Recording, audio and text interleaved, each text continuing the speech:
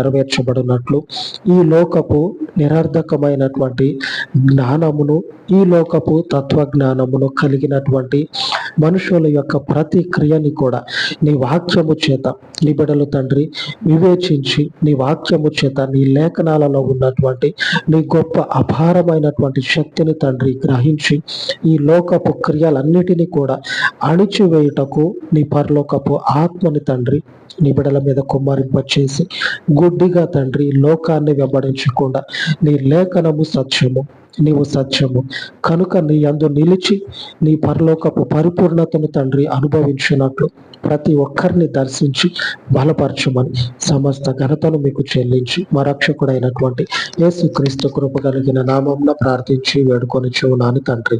ఆమేన్, ఆమేన్. సర్వోన్నతుడైన మన దేవుని కృప మనకు తోడయ్యుండును గాక. ఆమేన్, ఆమేన్.